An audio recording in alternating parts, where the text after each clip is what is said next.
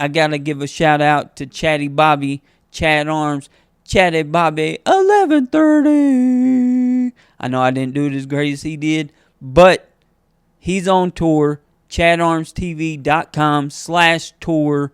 You can check out all the tickets. You can get your tickets through Skeletix. If you go to that URL, ChadArmsTV.com/tour, you can go and get your tickets through Skeletix. It'll take you right there to all the shows. You can see a list.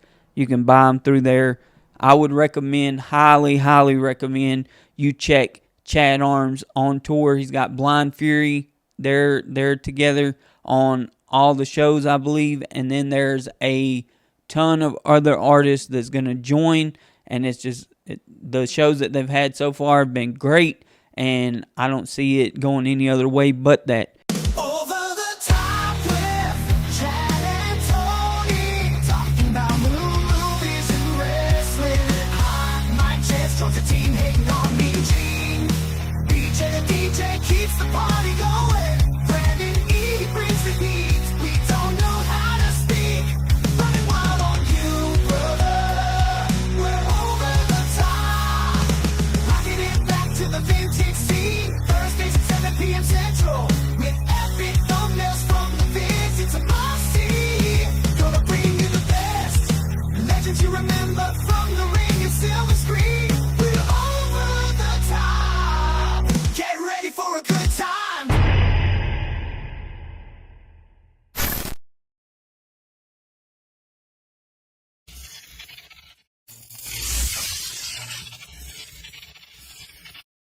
What's going on, everybody? It is Tony, a.k.a. Friday the 14th. What's going on, Over the Top fam? It's me, it's the HMC. What's going on, everybody? It's your boy BJ, the DJ. We are here for episode 124, and it is our SummerSlam review. We weren't able to, as you can tell, able to get into the studio with each other. This episode's only going to have me, Chance, and BJ on it. Brandon was out of town doing some family stuff this past weekend, and he wasn't able to watch SummerSlam. Yeah, he probably has by now, by the time we're recording this and everything. And of course, Chad is busy as hell on his tour right now with Blind Fury and Narcotic. He wasn't able to get the SummerSlam watched in time for this either. So them two are missing out on this episode. It's going to be me, HMC, and BJ the DJ. First episode back for him in a while. But yeah, we're going to be going over SummerSlam. It was a hell of a show, in my opinion. The other guys may have some different thoughts about it. We shall see. But to lead off night one, you had a tag team match with Roman Reigns and Jey Uso taking on Braun Breaker and Big Bronson Reed. I love both of these acts going and everything. I love the build up to this. They were showing Bronson Reed coming out to the ring with Roman's Shula Fala around his neck and all that. That's funny to me. I think it's hilarious. It's pretty funny. But they put on a good match in my opinion. Of course, Braun's a future superstar in the making, and Bronson Reed's impressive for as big a guy as he is. One big spot that I recall and everything is when Roman took a dive over the top. I mean, it's a perfect, since he's on Team Jumpman, it's a perfect Jordan commercial because he literally flies over the top rope and pretty much he'd Undertakered it and missed him and everything. But that was an awesome spot. The Bronson Reed dive out of the ring was an awesome spot. I mean, that dude can move for a big old boy. I mean, I thought it was an entertaining match. I thought it was a great way to lead off the whole pay-per-view. The crowd was hot for it. But yeah, I thought it was all around good match. Roman and Jey go over in this one, which I'm a little surprised. I thought Bronson and Breaker, being the young guys, would go over, but I mean, Roman is, I mean, the dude, I think he's going to film the movie Street Fighter now, but I mean, he looked like a freaking video game character walking down to the ring. I mean, he is so it's the best he's ever looked. I mean, physique wise, he looks phenomenal. I mean, he just, like I said, he looked like a video game character walking down to the ring. But I thought it was an entertaining match. I thought it was fun. Do I agree with the finish? Maybe not so much, but I can see why they went with this finish as well. This is our recap of this year's SummerSlam. Things looked a little bit different this year. SummerSlam was a 2-night event as opposed to one like it's been in the past. This is the second time that they have decided to make one of the big PLEs a 2-night event. I understand completely why WrestleMania is a 2-night event, but I don't think this SummerSlam should have been a 2-night event. I think they could have done really well with this PLE had they just consolidated the great matches and put them all into one and just had a 1-night event. But what I hear is going forward, they're going to do more 2-night PLEs. And so we'll see. I have to say, night one for me was the best card that was put together from match to match. I think it helped carry the weight of SummerSlam in general for me. Night two, however, had its spots that I was really not expecting. It had its spots that I felt like really made it stand out, but there was a lot of misses on night two. So let's get into it. Shout out to Outsiders. Night one. Night one started off with a match that I wasn't really looking forward to at all. But at the end, when it was all said and done, I was really impressed with how they pulled it out. You had Jey Uso, Roman Reigns versus the Braun Breaker and Bronson Reed. I'll say this, I'm a huge fan of Braun Breaker. I do feel like he is the future of WWE. I feel like everything moving from here on out has to go through him in some point, right? No matter what they do with Seth, no matter what they do with Roman, no matter what they do with Jay or CM Punk or Seth or anything like that, I feel like it all has to, at some point, come through Braun Breaker. Breaker had some really cool spots in this match. I'll say Jay taking most of the punishment was WWE's way of protecting Roman, because obviously we've got Roman now on a part-time basis. He's not going to do another full-time run. He doesn't need to. That 4-year run of him as champion was probably unmatched and will probably never happen again. You look through history, you've had the Hogan run, obviously you had the Austin run, the Cena run, this Roman run is right there with it. I think he's probably on the way out. I think probably in the next year or two we'll see probably the retirement of Roman Reigns. To me, I think he'll just kind of go out gracefully. I don't think it'll be a big deal. Jay taking most of the punishment during this match, I felt like really helped protect Roman. Braun really got his things off in this match. I think Braun had some really cool spots, not just as the bruiser, but Braun had some comical moments during this as well. There's a spot where he's got Jay in a headlock, and he's looking at Roman, and he starts the Roman Reigns chant with the crowd, and I lost it. I thought that was hilarious, the way he is able to break that tough guy demeanor and really show a different side of him in his character. To me, he's light years ahead of where someone should be at this point in their career, right? There's another cool spot. I thought they were going for the hot tag, and right as they were going for the hot tag, Braun grabbed Jay, or at the same time that Bronson Reed pulled Roman Reigns off the apron. I thought that was a really dope spot. As you would see throughout the night, there would be like an homage to previous WWE superstars. In this particular match, you had Braun hitting the Bulldog off the top rope, a la his father, Rick Steiner. Shout out Steiner Brothers, one of the best tag teams of all time.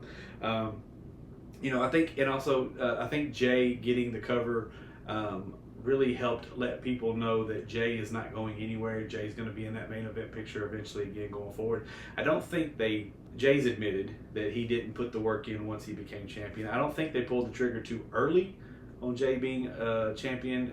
Every year there's this hot commodity. Jay was it this year. I mean, we got 3 months of him as champion, rightfully deserving. He was the most over superstar next to Jacob Fatu and LA Knight, which I don't know what they're doing with LA Knight. I really wish they'd push this guy and put a title on him ASAP, because I think he deserves it. His work deserves it. His mic skills deserve it. He is the future. Even though he's probably one of the older WWE superstars, I feel like he deserves his push finally. Great match. I was extremely happy with the chemistry. The Roman and Jay also hit like the 1D, which is the one and done, which is a take on the 3D. So there you have it. That's also an homage to the Dudley Boys, who were in attendance for night 2, by the way. But yeah, right call. Jay getting the cover, I thought it was a pretty decent match. Some people just aren't fans of Jay's work, but I think these 4 put on a really good show. First 2 nights SummerSlam at MetLife Stadium. I really enjoy MetLife Stadium. I think it's a great venue for wrestling.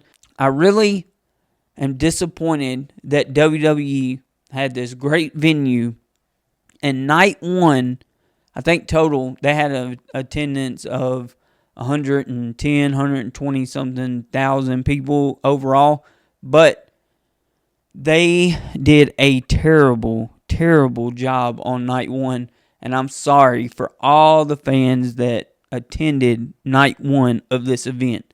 Now, it started off pretty good. You had Roman Reigns and Jey Uso versus Braun Breaker and Bronson Reed. And this match, well, first you had Cardi B come out, and I'm still trying to figure out what she was saying. Jey Uso always gets the crowd hype at the beginning of the shows. I like whenever he starts off the shows because it just sets the tone, and I was excited for this event. I thought that this SummerSlam on paper looked great, but the delivery and the execution of this event, especially night one, was just terrible. It was weird seeing Roman Reigns as the opening match, but a lot of times if you're not the main event, you want to be in the opening match because that's when the crowd is hot. They're ready to go. This match was very physical. There were some cool spots. They tried to do a lot of cool things, but like Roman almost overshot Bronson and Braun. He almost overshot them jumping over the ropes, and then there was I think Braun Breaker actually got injured in this, and you've been building Braun and Bronson up the last few weeks.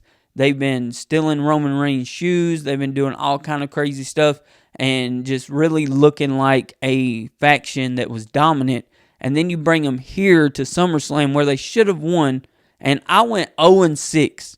I went 0-6 on my predictions. I didn't know what direction WWE was going with this. I thought they were going one direction.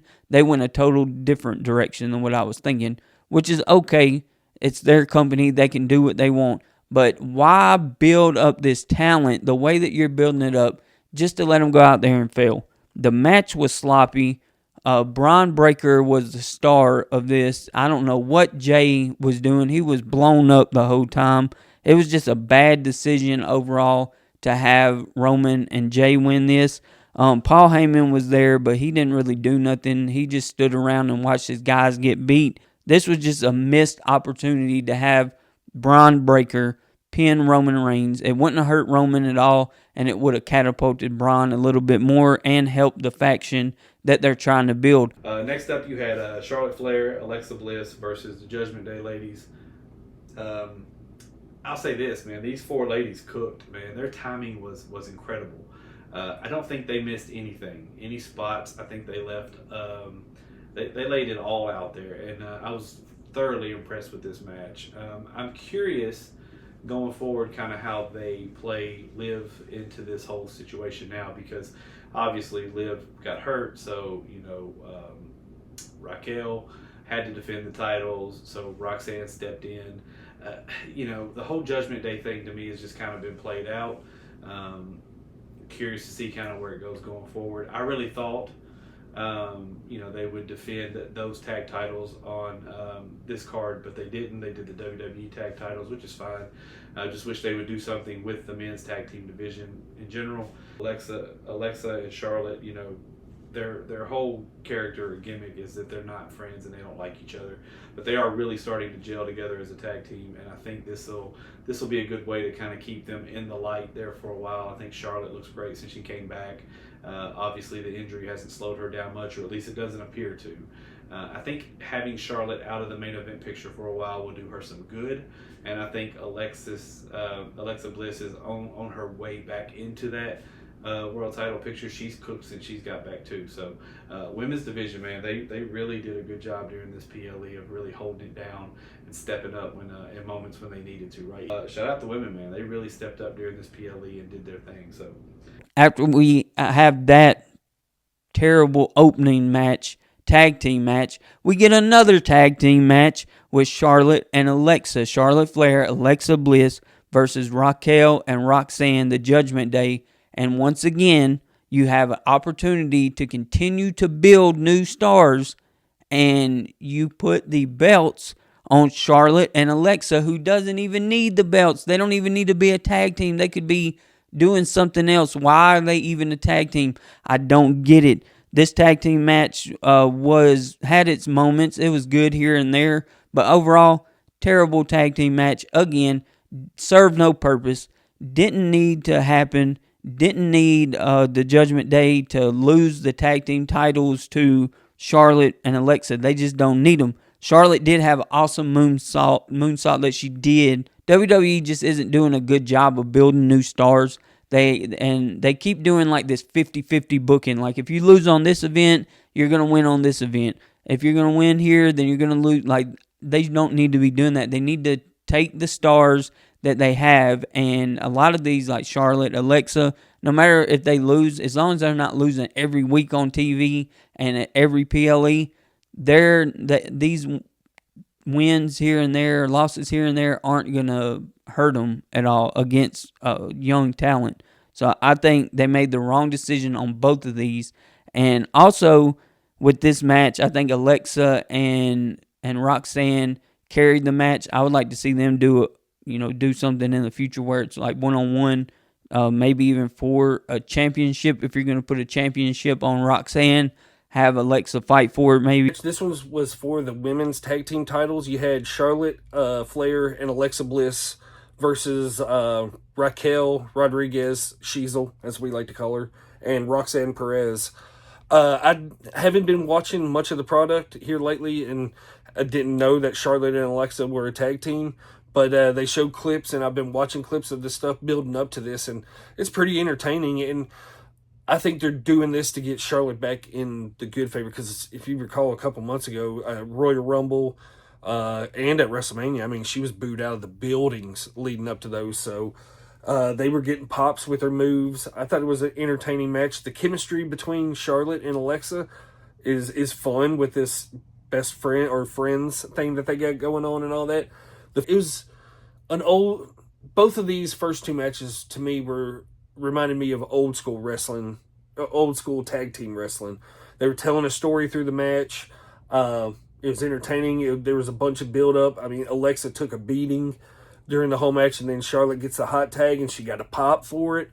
And then what's her name? Roxanne Perez hits her Canadian Destroyer. I think she calls it the Pop Rocks. Hits that, and Alexa comes in right in time and breaks it up. I love the finish. Charlotte and Alexa win the match, and they're new tag team champions. The women, they put on a hell of a match in that one. The girls went at it. There were some big time moves going on, and Raquel is getting better. And this Roxanne Perez girl, she's a future stud in the making too. So next, we get a popcorn match, terrible match of Sami Zayn and Karrion Kross. Who cares? Sammy, once you lose to Sami Zayn at a PLE, your career's pretty much over. You might as well toss it unless you're, someone like Kevin Owens who has a name. But if you're trying to come up the ranks, which I think Karrion Kross is done with WWE as of now, I don't think that, news might have broke since then that he was released. I wouldn't be surprised. Where else do you go after losing to Sami Zayn the way that Karrion Kross did? And it's a shame, too. I'm tired of seeing Sami Zayn. I wish that he would go on somewhere. I can't wait. I don't want anything bad to happen to anybody, but I can't wait until I get the notification that he's been released. Match number 3 was the go to the bathroom match, in my opinion. Sammy, he had a match with Karrion Kross, which Sammy ends up winning. I forget at the time. I think it was maybe a 10-minute match or something like that. I'm a huge Karrion Kross fan. I think he's a superstar that's underutilized, but Karrion Kross he's one of those guys. I mean, he's a legit bad motherfucker. Just look up some videos on him through Instagram and TikTok of him, like, legit breaking bats. I think he breaks like 3 bats at one time doing some kind of MMA jiu-jitsu move. He's a scary dude in real life, and he's a scary dude in the ring, but I just wish he would get a solid push. I was hoping that he'd win this match, but there's rumors swirling that he possibly could be gone here soon, so I hope not. I hope they're building him. Well, they're not building him up because he's losing every match, so I hate it. I wish Karen would have went over in that match, but it was it was a dud of a match. I'm just over Sammy, honestly. Next, we had a match that I could have done without. I was not looking forward to this match whatsoever. I am not a Sami Zayn fan. I have not been for a long time. I hated when he put him in the bloodline. His payoff, he main evented WrestleMania with Kevin Owens against the Usos. I'm just not a fan of Sami anymore. I just really don't. He doesn't bring much to the table for me. Never been a fan of Karrion Kross. This match felt flat, and maybe it's just because the match before that was so good. This match just felt flat, and there was no chemistry whatsoever. The storyline was, to me, ridiculous because there's no payoff to it. I felt like Sammy was going to get thrown into the World Heavyweight title picture when Jay was there to kind of show a betrayal angle, but that didn't happen, so I don't really know what they're doing with either one of these guys. So to me, this match could have been left off the card, and it would have been just fine. Then we get a match that I was excited for, Jade Cargill versus Tiffany Stratton. On paper, this looked great, but once again, WWE missed a huge opportunity to have one of the best looking, the most dominant looking female wrestlers having a SummerSlam moment. We talk about WrestleMania moments. This would have been a huge SummerSlam moment, and you got the picture. You could have had the picture of Jade Cargill holding up the women's championship with fireworks going off, and just a great opportunity that I feel like that they missed, that they could have taken advantage of, and they didn't. And the match wasn't that good. I mean, they did tried to be creative in the match. They just didn't have a lot of time, and I think it was a terrible decision to have Jade Cargill lose this. I'll say this, I was, again, women stepped up. I was really impressed with this match as well because obviously there's been concerns about Jade carrying the torch. I just saw a report that said that they no longer see her in the same light they see Rhea Ripley. I thought Jade did exceptionally well in this match. I think Jade has clearly gotten better. I think she's gotten better on the mic. I think she's gotten better in the ring. Now, when you are the most dominant woman in a company like AEW, you come to WWE, obviously you got to learn their way of doing things. And she did that. She went away, she got time, she trained, she came back, she's looked like $1 million always. And I think she held her own against Tiffany. I clearly don't think Jade's going anywhere anytime soon. I do think the money match, though, and I said it during WrestleMania, I think the money match is Bianca and Jade. I think we need that match sooner rather than later. So, of course, Tiffany retains. Obviously, I don't think there's anybody going to take that title away from Tiffany anytime soon. So, great match. Again, Jade's clearly gotten better. Shout out to her for putting in the work. This next match was one that I definitely was not looking forward to whatsoever, and it wasn't for anything personal. It was, become a huge fan of Logan Paul. Obviously, Randy Orton is a GOAT. Drew's one of those characters I feel like with Sami Zayn, I'm just kind of like over. The character hasn't evolved much. I feel like, he's done the same thing for so long, it's time to do something different or move on. And then you throw Jelly Roll in the mix. The thing I hate most now is WWE throws celebrities in these matches all the time.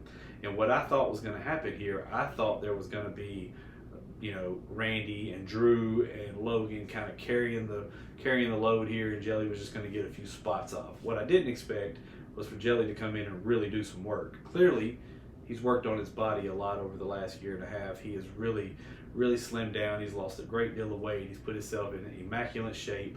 I think he's walking around right under 300 now, right?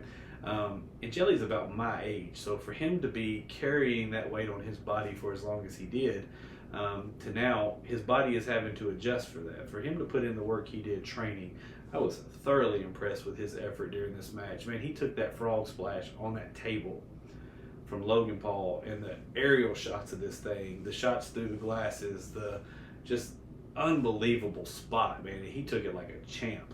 Jelly took a lot of bumps, so what I didn't expect was for him to take the brunt of the punishment during this match. I really thought, like I said, Orton would be the one, Jelly get a hot tag or something, he'd get his spots off, and then they'd call it quits and go home. I did not expect him to put in the work like he did. So shout out Jelly for really taking this thing serious, really going above and beyond to entertain the fans. Really, really liked this match. Again, went into it with very low expectations, knowing 2 or 3 out of 4 of these guys could really work. But all in all, became my favorite match beside the main event, it became my favorite match on the card. So. We get to one of the matches that had the best build, and it also had the best story, the best some of the best talent that was there that night on night one. And this match, I think, was a match that they really built up right, and that was Jelly Roll and Randy Orton versus Logan Paul and Drew McIntyre. They did some stuff on late night shows. Awesome build. And then you have Logan Paul, who is, I think Logan, Randy, and Drew are three of the most talented wrestlers that WWE has right now. And then you throw in the superstar power of Jelly Roll, and you got the superstar power outside of wrestling for Logan Paul. You put that together, it's a perfect combination. I think the build to this was great, and I am so impressed with what Jelly Roll was able to do inside the ring. Jelly Roll being close to the same age as me, I can't imagine doing what he just did. He's a big guy, and I'm more of a smaller frame guy overall, and I think that what he did was awesome. I couldn't have done it. I mean, with the amount of time and everything that he had to put into it, he done a great job. I think that Jelly versus Logan wouldn't have worked very well, but adding in Randy, adding in Drew, I think that it equaled a great match, and Jelly really held his own. I mean, everything wasn't perfect. There was times where you could see like he was getting ready for spots. There was a huge spot where Logan Paul, viral moment, where Logan Paul did a frog splash onto Jelly Roll through the announcer table. One of the coolest bumps that I've ever seen that Logan Paul did, and that Jelly took the bump. Jelly was bumping all over the place. He was selling. He did through this whole time. He got hit with claymores, everything leading up to the match, and he was selling better than a lot of the guys that are supposed to be professional wrestlers. So hats off to Jelly Roll, round of applause. And Logan Paul is this, I think people talk about AJ Styles and all these other people being this generation Shawn Michaels. That's Logan Paul. He is the most raw, talented individual that WWE has right now, and they need to put the company on his back because he could take it to the next level. I think that this match was the best match leading up to this point. And we also had another thing that was real funny in there. There was like a belly-to-belly suplex that Jelly Roll did to Logan Paul, and they called it a jelly-to-belly.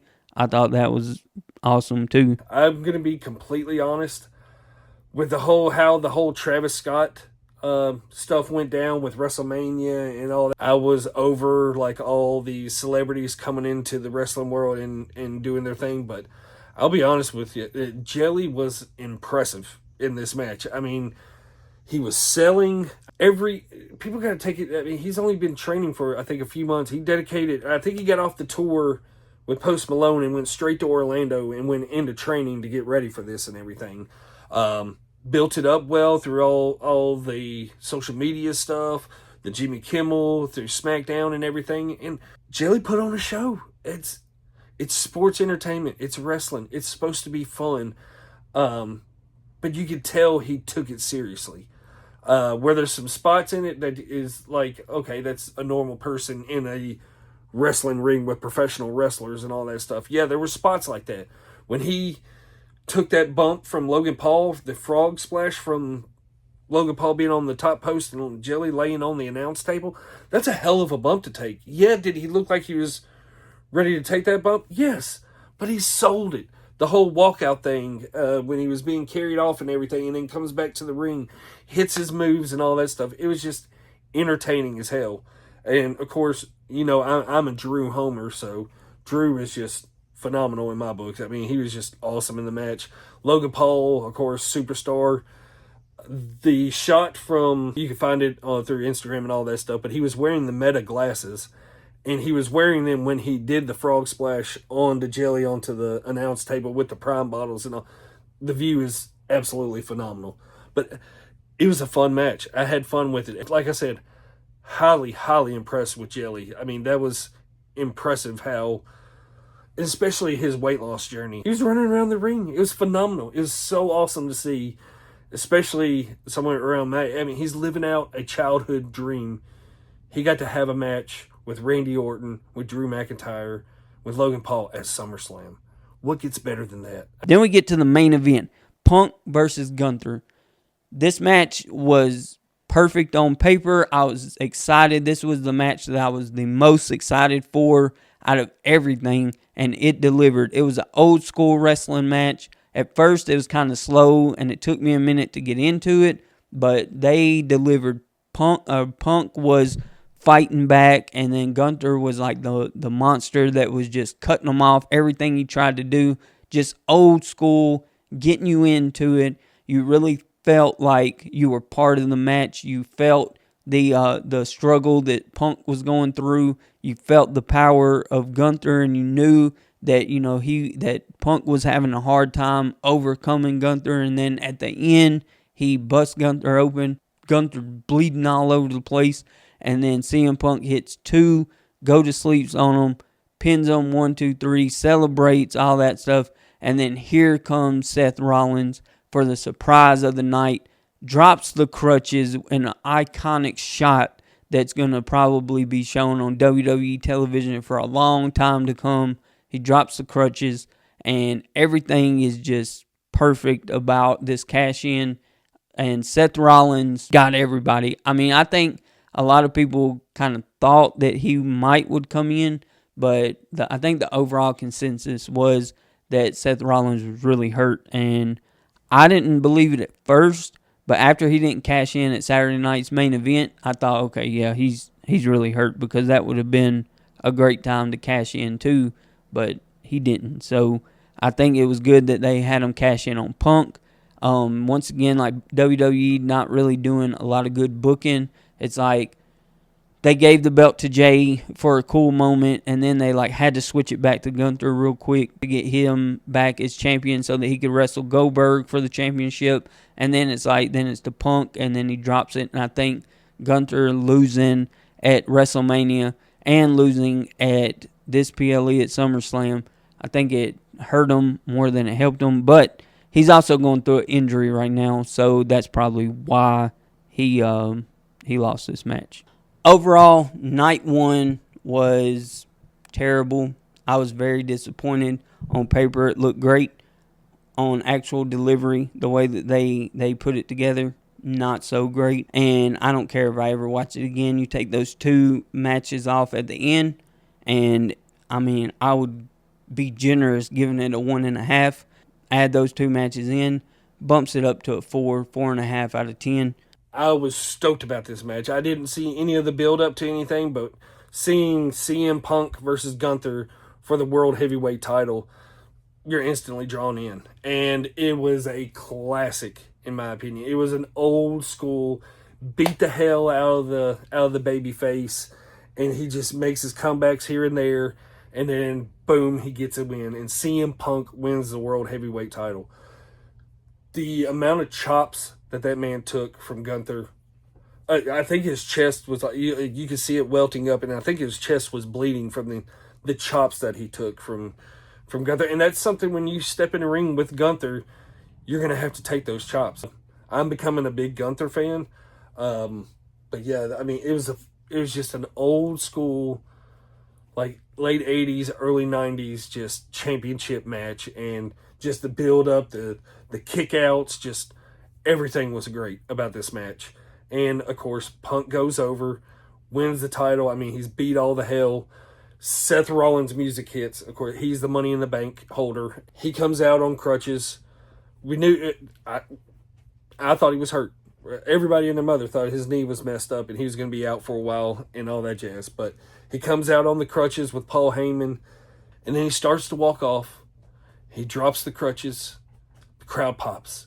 Takes the knee brace off. Crowd, and he cashes in the Money in the Bank. Curb stomps. CM Punk wins the title, almost like WrestleMania 31. I think it was 31, maybe. almost in that fashion, and it just chef's kiss on a perfect ending to night one of WrestleMania. I mean, not WrestleMania, SummerSlam. I mean, you had that epic match between Gunther and CM Punk, where Punk just got the shit beat out of him by Gunther, and then wins it. Everybody's on a high, and then Seth comes in and got a huge pop. So, and then comes in, cashes it, and he nailed Punk with that briefcase pretty good a couple times. But yeah, I thought it was a great way to end night one, with Rollins coming in and surprising everybody, being healthy and winning the World Heavyweight title. Chef's kiss to night one. And I'm telling you, this match checks every single box you would want for a classic match. You've got the ultimate heel versus face. You've got the bruiser versus the technician. You've got the story of Punk and how he left WWE, came back. This is his redemption story. And you got the guy standing in his way being a brute force like Gunther. I'm a huge fan of Gunther. I hope Gunther never turns face. I want him to be a heel the whole time he is a WWE superstar. And I'll say this about Punk. Punk has come in and Punk has worked from day one when he got back. Aside from being hurt during the Rumble, the man has been there. He's been there every week. He's been on TV every week. He's probably doing house shows at this point. He's really done a great job of mentoring and helping this younger generation of wrestlers. This match checked every box for me. This was your classic heel versus face. This had the late 80s, early 90s WWE vibe. Couldn't have asked for a better match. These guys went long, they went hard. Pause. They went at it for a long time, and this was probably my run. This is probably my pick for match of the year this year. And I know we talked about the women's match at the women's three-way at WrestleMania, how it stole the show. This one right here, I'm telling you, took the cake, man. This match was everything you could have wanted it to be and then some. Punk obviously becomes World Heavyweight Champion. We thought we got his redemption stories back on the top of the ladder. And then out of nowhere, Seth freaking Rollins returns, played us like Kevin Nash, comes out on crutches. He's talking his talk. He's saying, don't expect to hold on to that title for long. He starts to walk off. I think a lot of us kind of thought he was faking that injury, but it looked legit when it happened. I'm curious to see where this storyline goes now. Obviously, he drops the crutches, takes the brace off, cashes in his Money in the Bank. After that match, it was the perfect opportunity. Obviously, they're calling it the heist, the greatest heist 2. I'm curious to see where they go with that, because I think on Raw they had a match with LA Knight. The Bronze were banned from the ring and all this stuff, and now they're playing up him lying to medical and all this stuff. So I'm curious where they go with this going forward. But now we got Seth Rollins, top of the mountain again. He's becoming synonymous with that World Heavyweight Championship, and rightfully so. I mean, guy's a worker. He puts on great matches. He's an awesome character. And this little faction he's got now, I think, again, like I said, it's got to run through Braun at some point. So great ending to night one. Again, I thought night one was the best from top to bottom. It had the best spots. Night two would have some surprises that no one expected. But we had discussed in the group text that we thought some people were there that, unexpectedly might show up. But night one, phenomenal. All right, night two leads off with another bang. They did this at Mania with the girls' triple threat match for the World Heavyweight title. It wasn't as good as the Bianca, Rhea, and Io match, but you had Naomi, which she's the title holder. Her entrance was pretty cool because it come out that her dad was playing the guitar for her entrance and all that, so that was cool as hell. But you have a triple threat match with her, Rhea, and Io, and of course Io and Rhea steal the show in this match, and Naomi just takes an absolute ass whooping the whole time. Between her and Rhea, they are my favorite female wrestlers right now. Them two are phenomenal. They work so well together. Yeah, it was a good, solid match, going back and forth and everything. And at the end of it, I believe Naomi comes in on a sneak-in roll-up and pins Rhea. I believe it was. But anyways, Naomi ends up winning the match and retaining the title and all that stuff. But I think another way to lead off night two and everything, it was a great, solid match. Had a lot of fun with it. Kept my attention the whole time. The girls put on a hell of a show. Started off hot. Night two, we had Rhea Ripley Io Sky and Naomi for the women's title. And again, like the women really stepped up big during this, man. This match, all three of these ladies had the ability to go. Rhea obviously is the superstar. That's the one that they really want to push to the moon, and rightfully so. Again, I don't think anyone on the roster is better than Tiffany at the moment, but Rhea's like right there. She's just got everything that you would want in a superstar and a character, right? But I can feel like if they kept the title on her for a long period of time, it would just become stale, right? So I like kind of how they're playing this. This match was no exception. Naomi escapes with the title. Obviously, Rhea had it won. She rolls her up, pulls the tights. Naomi gets away with it. Rhea sitting there looking like she got robbed. And Io, another one, man. Io is kind of often overlooked in the midst of whoever Rhea versus is going on. When Io's in the mix, she just kind of gets overlooked, but she puts on clinics, man. She's a great wrestler. Great technical wrestler. I think she brings a lot to that division. I know it's hard understanding the Japanese wrestlers, the Chinese wrestlers, but I do feel like their work in the ring speaks volumes for their abilities overall. So great match, man. I was really happy with this one. I thought it went better than expected. Again, I like this run with Naomi with the title. I kind of feel like she's deserved it for a long time. To get her a nice little run, Then we go to night 2. We started off hot with the women's triple threat match. This match, it was a good match, good spots, a lot of action. Naomi's growing on me, especially as champion. All three of them did a great job. Rhea and Io have been putting on some bangers together and also in triple threats. And just any time that they're together in a match, it's been a banger. So the winner of that match was Naomi. She kept the championship, which I'm okay with that. Night 2 was so much better. This is what SummerSlam should have been all along. Take a couple of matches out of this and replace it with those 2 matches that were actually good from night 1, and you got a banger pay-per-view. Then we got probably another one of my favorite matches was the TLC match for the WWE Tag Team titles. Man, all these teams did phenomenal. They had the Dudleys in the crowd. They had Jeff Hardy and Matt Hardy in the crowd because this was the anniversary of the greatest TLC match of all time. Man, these teams, man, these spots are just getting out of hand, man. They just spot after spot after spot, man. It's like, everyone taking their turns jumping off on the tables and off the ladders, and spots where women got involved that were unbelievable. So just, these matches, man, these gimmicky matches, they thrive on these high spots, man, and these teams become more and more innovative. I'm not a fan of the Wyatt Six whatsoever. I kind of feel like that storyline is played out also. If the Fiend or Bray Wyatt's not there to keep it going, I don't feel like it needs to be going. I really would have loved to have seen the Street Profits get another run with it, Motor City Machine Guns, a team like that. But the Wyatt Six retained. Everybody from the Wyatt Six got involved. But again, some really cool spots in this match. Really, really dope. I think it did justice to the original TLC match.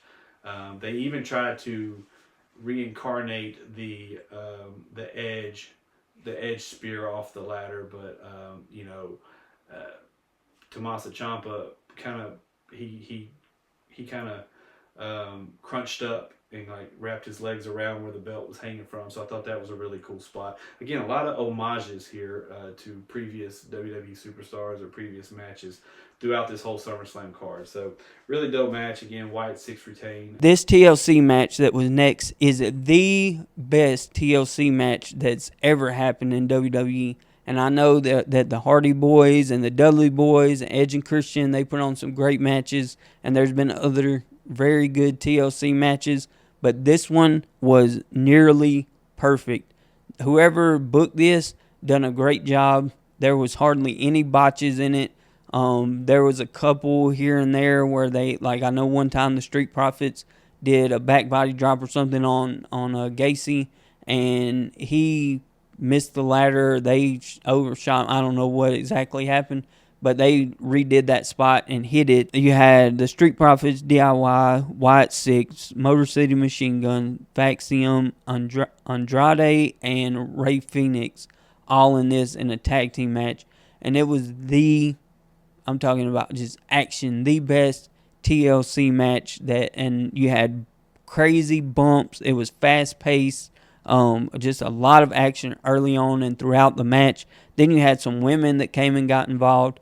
Candice LeRae, she took a bump from a ladder, through a ladder, but she went feet first through the ladder, legs first through the ladder, and I thought she was broken in half.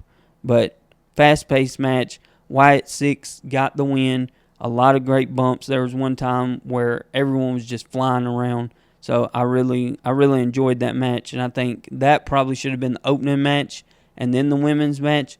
But overall, it was good. This TLC match, and it was absolute chaos. A fun chaos, though. I mean, it was absolutely entertaining. Like I said, you had the Motor City Machine Guns, Fraxium, the Street Montez Ford with the Street Profits. You had so much athleticism in this match. It was just insane. So many spots were hard to recall on. I mean, there was at one point they had 4 tables set up outside all 4 posts, and I think it was Dexter Loomis did a leg drop off the top rope onto the outside onto Montez Ford, and then it comes around and Ray Phoenix does a frog splash off the top rope to the outside. I forget who it was onto. And then it comes down one of the dude from Fraxium. It's the dude that wears the mask. I don't know what his name is. And the other guy from Street Profits. They do a spinning backflip thing onto two. It was absolute insanity. So many high spots. Candice LeRae went through a ladder in the match. She was on top of a ladder in the ring, and they pushed her out onto a ladder and split through it. I mean, there's just so many spots. It was a fun match. It's just TLC nonsense. Not nonsense. It's just TLC entertainment at its best. But the Wyatt Six ended up retaining. Not who I thought was going to win. I was pulling for the Street Profits myself because, man, when they do break up, I think Montez Ford is a superstar solo act just waiting to be released. That dude is crazy athletic. Some of the moves he pulled off in this match, but yeah, it was a TLC match. It was chaos, and it was just a lot of fun. Then we get the worst match on the card, Becky versus Lyra. Becky Lynch versus Lyra Valkyria. I'm not a fan of either one of them. Don't really care, not invested in the storyline, although I will say this was a hardcore match, and it was the best match that they've had so far. Still not good, and I wasn't a big fan, or it was a no DQ match. I'm not a fan of having all these like no DQ. You got a steel cage match on this card on this night. You got a street fight, which is what the main event is. And I feel like having all these matches that are kind of no rules that lead up to the main event, I think it kind of takes a little bit away from the main event. Like, what else can they do that you haven't seen after all these crazy matches? I'm not going to get into too much of this. There were some botches in here. Lyra at one point got zip tied, and her hand actually came out of the zip tie at one point, and she put it back in there. And, after that, I was really just done with this match. It was a good match for them two, but overall, I mean, I would never care to see this match again. Becky Lynch won, of course, and I don't know. I mean, once again, you're burying all your new talent. It was pretty much a street fight and all that stuff. They pulled out zip ties. I had no interest in this match whatsoever. It wasn't entertaining to me at all, and I did what everybody else did. I went to the restroom during this match and everything. Becky ends up retaining the IC title. It was just a dud for me. We get probably my least favorite match on this whole thing. We get a no DQ match for the women's Intercontinental title, Becky and Lyra. I'm over Becky, man. I'm over the whole man gimmick. they're not doing anything with the U.S. title for women anytime soon. So I don't understand the desire to push Becky as much as you do. You've got so many young, talented women on this roster. I don't know why you're not pushing them farther. I'm just over it. Least favorite match on the whole thing. It went really, really long for no reason. And of course, Becky walks out with the belt. So I'm over it, man. I just wish they'd move on from her. Next match, you had Solo Sikoa versus Jacob Fatu in a cage match. This was a bummer to me, in all honesty. It kind of fell flat, in my opinion, especially with as good as Jacob is and everything. And of course, he carried this match. This match just was a dud, in my opinion. I mean, it could have been better. And I don't know if the cage looked really tight on the ring. I don't know if that had anything to do with it. The handcuff spot, the people interfering. I thought maybe Zilla Fatu would come out and help Jacob at some time. And this was for the U.S. title. But yeah, Solo goes over Jacob in this one, which is really surprising. But Jacob's on that superstar rise right now. I don't think he really needs a title for him to be successful and everything. But he did the big moonsault off the top of the cage, but it was after the match was over, and it didn't really make. It would have been better if they did that during the actual match itself. But I was expecting more out of this one, and it just kind of fell flat to me. Cage match. I'm a huge Jacob Fatu fan, man, and I don't think Jacob Fatu needs the belt to be relevant. Solo, on the other hand, what started off him having a promising run after the whole bloodline thing is just, to me, kind of falling flat. Jacob, there's so many more viable opponents on that roster for Jacob. This one was dope, man. What I hate, man, I'm just tired of seeing all of the run-ins with the bloodline. They're running that thing to the ground. There was a dope spot at the end of this match where Jacob gets on top of the cage and he does a moonsault. A couple of the guys catch him. It could have happened during the match, right? It's just the cage match is intended to keep people out of it or to keep people in. And it didn't do anything for either one of them. It didn't make either one of them look better at all. Jacob is an absolute monster. They just need to strap the rocket to him and let him go to work, man, because he's a beast. Good matchup, but not that entertaining. Overall, it was Jacob Fatu's a star. He, I feel like he always delivers. Not as big on Solo as I am on Jacob. And why, I never understood this, why they do pinfalls and have it where you can escape. Because if you have enough time to escape out of the cage, wouldn't you just pin your opponent? Why are you taking the time to climb over the cage that takes 15, 20, 30 seconds and walk out the door whenever you can just lay on top of someone for 3 seconds, pin them, and the match is over? Or submit them or do something like that. Mainly pin. I don't get it. There was a good spot where Jacob done the moonsault off the top of the cage, which was great. I really liked it. I thought that's probably the only reason why there was a cage match. But Solo actually won the match. Another match that really surprised me on this one is Dominic Mysterio versus AJ Styles for the IC belt. Man, Dom is the best heel out there right now. And I said Gunther was probably the top heel in the company, but Dom Mysterio is over, man. And I have a feeling they're going to put the AAA mega title on him at the next, I think it's the next AAA event that they're going to do. He's actually going up for the AAA title. I think they're going to put that on him as well. He's over, man. That kid's been working. You say what you want about him. You love him or hate him. But I do feel like he is deserving of the spot he's in. He's carrying the IC title right now. He had a great match with AJ Styles. AJ can have a match with anybody. It doesn't matter who he's in the ring with. AJ has a great match. But yeah, Dom retains. And this is, again, playing into the whole Judgment Day thing. I'm curious how they're going to play this whole thing. Because at one point they were holding all the belts. Now they're not. And, just curious how long they're going to carry that thing out before it eventually implodes. So, huge AJ fan. AJ doesn't have bad matches with anybody. They done some tribute to Eddie Guerrero and Rey Mysterio's match at SummerSlam 2005, which Dominic Mysterio was involved in as they were fighting for custody over Dom.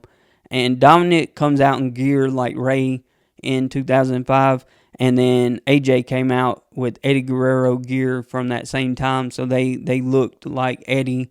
And he also came out in a lowrider, so they looked like Eddie and they looked like Ray. And it was a fun match. I was really excited about this match. It didn't deliver what I thought it would. I think AJ's kind of losing a little bit as he gets older. Still a great talent, still one of the best to do it now and all time. I think it was a fun match, some throwback type stuff that they did in it. There were some funny spots. Dom retained, he won that match, which I think it's about time for him to lose it, and I think AJ would have been the perfect person for him to lose it to. Overall, that match was good. Didn't add up to what I thought it would, but it was a good match. You had one that I'm really surprised was a whole lot better than I thought it was going to be. Dominic does his regular issues, but AJ comes out in a low rider with the air hydraulics, everything, and Eddie Guerrero inspired gear and everything. So he had the shimmy going on. Yeah, I got it too. He had the shimmy going on. All that. It was a technical, solid ass match. And like I said, between Dominic and Logan, those two are the best heels in the company. And Dominic got pretty good pop and everything too. So it was an entertaining match. The cheat to win and everything, it plays perfectly with how Dominic goes in the ring and everything. He loosened up his boot when AJ went for the calf crusher, and his boot slides off, and then he hits him with the boot, and Dominic goes over on AJ. But entertaining point in the match was they did the old school Eddie Guerrero chair spot and everything. So that was just old school. It was just a solid callback to Eddie Guerrero in that match and everything. So it was way better than I was anticipating it was going to be. Dominic is getting better and better every time he's in the ring, and I'm a fan of him. I know a lot of people aren't. I know Chad's not a big fan of him, but I love it. I love Dominic Mysterio now. I'm becoming more and more of a fan the more I watch of him. Then we get the main event, Cena versus Cody. And all leading up to this, we get heel Cena until the last night of SmackDown, right before SummerSlam weekend. John Cena just comes out and apologizes and says, I'm not a bad guy anymore. I was acting crazy. I shouldn't have done that. And here we are. We got heel Cena, or we got babyface Cena versus babyface Cody. And I thought Cody might turn and, something was going to happen. We were going to get some kind of explanation. I don't know why I thought that. WWE just seems to fly by the seat of their pants now. They don't care about explaining anything. They don't care about if it makes sense in the story. I don't know. Cody's entrance was awesome. It had some Dusty Rhodes stuff. I'm not 100% sure what they said, but I saw the polka dots. I heard Dusty talking, and then Cody came out. And then John Cena, it shows like the John Cena that we have been seeing with the black and the white background, and then it goes to the old John Cena. He comes out smiling, doing everything like he was doing, like nothing ever happened. I'm not a big fan of what they done with his character so far this year. I like the heel turn. I think they should have just left him heel and kept on riding that all the way out until he retired. But I don't know. They did a quick switch on us. This match wasn't much of a street fight. There was some street fight elements to it. It was very disappointing for a street fight, just like the cage match wasn't much of a cage match earlier in the night. They did a lot of repetitive moves. This match was better than the WrestleMania match. The crowd was into it, and I realized that, once again, a finishing move means nothing in the WWE. They did so many finishers on each other and just kept kicking out. Well, eventually, Cody Rhodes was able to win, and John Cena and Cody Rhodes share a moment in the ring, and then Brock Lesnar's music hits after Cody exits, and John Cena is sitting in the ring, getting applause and thank yous from the fans. Brock Lesnar, who I never thought I would see in WWE again, came back, F5'd John Cena, and now apparently that's why they turned him babyface, so that he could have this program with Brock Lesnar and probably Gunther and maybe, some other heels. He's going to have his heel run now, but I don't think we probably won't see him with the WWE Universal Championship again, or Undisputed Championship. Now, the match overall was good. Brock Lesnar coming back was a huge surprise. Seth Rollins was a huge surprise. Night 1, don't bother watching it other than those 2 matches. Night 2 was what SummerSlam should be and what it's supposed to be. And overall, I would say it was a disappointing event. I would give it probably like a overall 6 out of 10. Middle of the road there.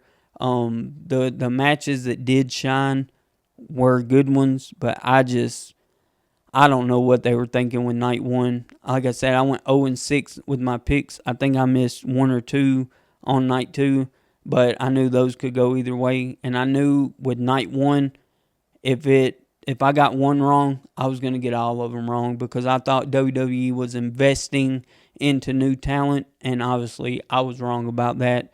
I read everything wrong and thought that they actually wanted to move the company forward, but they just want to keep doing the same stuff that Vince McMahon was doing and keep pushing the same stars that Vince built. And I don't blame him. Vince was a genius for what he did, and I don't think that Triple H and the people that are running the company now really have the genius or have the work ethic that Vince McMahon did and the dedication to WWE that Vince McMahon did. But overall, decent, but it was a letdown. So we're at the Granddaddy, the main event of SummerSlam 2025. I saw bits and pieces of SmackDown before and all that, and where he pretty much just dropped the whole heel Cena gimmick, just completely dropped it and everything. Come out with, other than the black sign, he came out with his blue logos and all that stuff. It was the old Cena that came out. I mean, the entrance, everything. He ran down to the ring.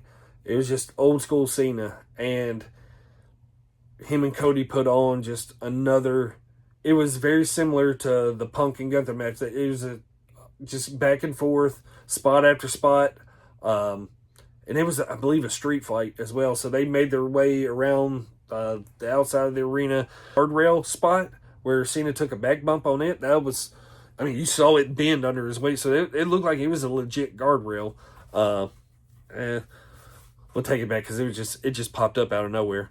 And then they go under the stage. Cena has Cody up for an AA coming up through the stage and everything. It just had a cool look to it. AA's Crossroads. I mean, it was just going back and forth. The AA that he sent Cody on to the Spanish announce table was brutal. I mean, I like these new tables. They look awesome, and it looks like they're a little bit tougher to break and everything too. But like I said, just a great solid match. I was not expecting Cody to go over in this one. I was expecting Cena to hold the belt a little bit longer, but it surprised me with the finish that Cody won the title back and everything, because I think he's going to film the Street Fighter movie as well with Roman. So Cody is the face of the WWE right now, so it all makes sense. But it was a great match between them two. The end after the match where Cena gives Cody the belt and that little embrace in the middle of the ring. I mean, you could tell whatever Cena was saying to Cody, you could tell that it meant something, because that heel turn should have never happened. I think it was cool in hindsight and everything, but it just didn't match Cena. And yeah, I mean, and then Cody, being the guy Cody is, gives the ring to Cena, winning the championship, and gives up the ring for Cena to have his moment. And on all honesty, the way things were going at that time, I was thinking he was about to take the shoes off and leave them in the middle of the ring. I was like, holy shit, this is going to be his last match. I think he's going to retire early since he dropped the belt. I really thought that. I mean, we had the group text was going. I think BJ was a little behind me and Chance, but I was like, I think this is it, fellas. I think he's retiring. And then all of a sudden, the roof blows. The roof was already off the building, but Brock Lesnar's music hits. And I'll be honest with you, I never thought we would see Brock Lesnar in the WWE again. Never thought it. Never thought it with everything that's going on, all that stuff. It seems to me that Cena is hitting his greatest hits on his way out. He's got 3 more pay-per-view PLEs left. Clash in Paris, the Crown Jewel, and Survivor Series. So he's going to have, those 3 are going to be huge matches. One of those is going to be against Lesnar. I don't know which one is going to be. I don't know if they're going to go straight into him and Lesnar. For this to happen, I'm thinking Cena had a huge influence on that call. He had to have. He had to say, hey, I have to have Brock back on my farewell tour. I have to have one final match with Brock, because everything that I can remember, Brock beat the fuck out of Cena his whole career and everything. So, and that leads me to think, especially with this whole face turn again with Cena, I'm thinking one of these 3 PLE, he's gonna have a match against The Rock. He's hitting, like I said, he's hitting all his greatest hits on the way out of people that are available and everything. I don't think we'll see Batista. We're gonna have Lesnar in one of those matches, and I think we will have another Rock match at some point this year, especially with him saying that the other guys didn't have his back in situations and stuff like that. I think we're gonna have another conflict with him and The Rock, but we shall see. It's coming up quick where he's only had a handful of SmackDowns and a handful of SmackDown and Raws left, and like I said, 3 PLEs left, and then his retirement match is in December. So who knows who that's going to be against. So I think SummerSlam as a whole was better than Mania. I said it. I'll say it right now. As a whole, I think there was only a couple dud matches between the 2 nights. Everything else was just solid, in my opinion. But me personally, I think it was just a touch above WrestleMania this year. But all around, it was 2 thumbs up from this guy. This is the match we wanted at WrestleMania. No gimmick, no fluff, just the 2 of the GOATs, the most current guy, the face of the company, with the old face of the company going at it one-on-one. The build-up for this one was phenomenal. The promo Cena cut on SmackDown prior to SummerSlam, about, the only platinum rapper that's going to be whooping you is going to be me. Like, just killed it. Cena, man, unbelievable on the mic still at this point in his career. We are in the last days of John Cena being in a WWE ring. And, I look back, like, so much of my favorite memories from the mid-2000s involve John Cena. I was a huge Cena fan, man. Like, the rapper, the spinner belts, all of that stuff I thought was really, really cool. Cena carried the company. We talked about Roman's 4-year run, man. Cena's run carrying that company for a decade plus will never get duplicated, man. He, 17-time world champion, obviously all of them with WWE, but that doesn't matter this day and age. He elevated WWE to a whole nother height. Him and Cody, man, they went neck and neck. Cody has really proven himself to be the face of WWE at this point. And if you look at Cody, man, the terrible gimmicks from time to time, the dashing Cody Rhodes, and even Stardust, like, I was a huge fan of Cody at that point. And everyone, I think, kind of knew how great he could be, and everyone anticipated him getting there eventually. Little did we know he would have to go off somewhere and then come back to get the push that he rightfully deserved. But just WWE was so crowded then. But this match right here, far made up for the heel turn, far made up for the WrestleMania match. This was everything you could have expected. If this would have been Cena's last match, I would have been perfectly happy.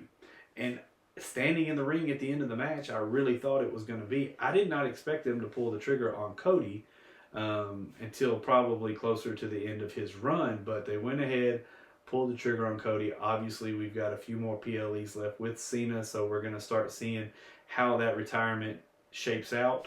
Brock Lesnar returns unexpectedly. I guess I was always the person that thought Lesnar was completely done. I never expected him to come back. But he shows up. Of course, he F5 Cena, and it goes off the air. So curious to kind of see where that goes and how much time they're going to spend building that up. If Brock's going to be there for a long time, what that looks like, because there are some people, like I said, Gunther, Jacob Fatu. There's some people I think Brock could work with that would really put on a good show. So we'll see. Like I said, SummerSlam, 2 nights, a little bit different.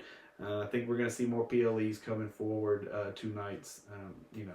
I think with the exception of like 3 or 4 different matches, I think this could have been consolidated into one solid night of a PLE. But overall, I'm giving it probably a 6.5 out of 10 as a total 2-night event. They really had some good spots here. Some matches cooked, some didn't.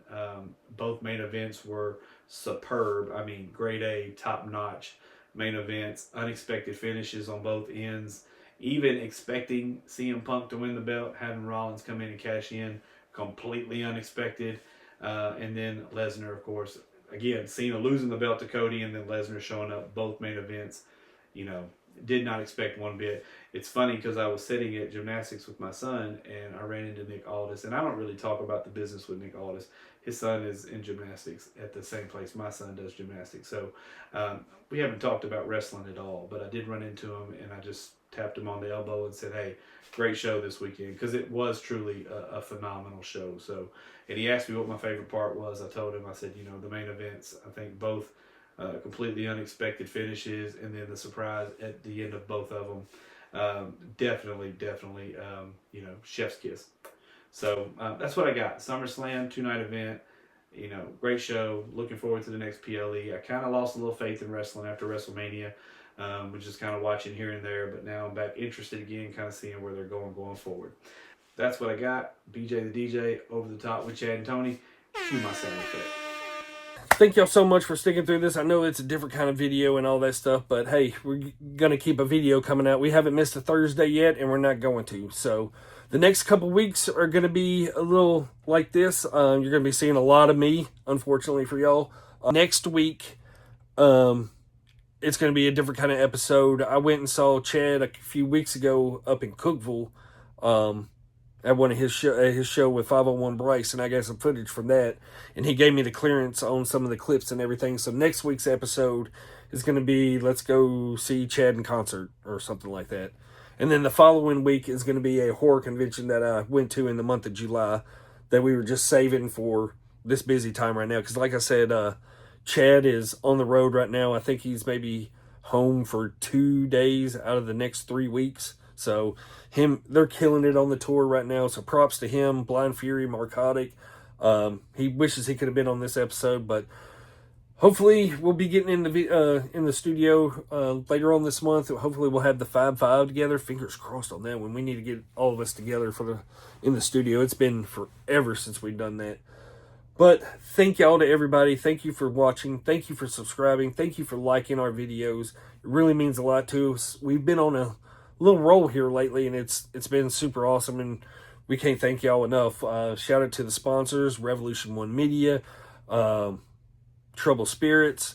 The Gaggle Wrestlers are not here. We have Michael Myers instead. I thought I'd kind of change it up because usually I'm over on the other side of the room in front of the Jason stuff. So, this is the movie wall, and then you got the Myers wall over here. But yeah, thank y'all so much. If you could, give this video a thumbs up.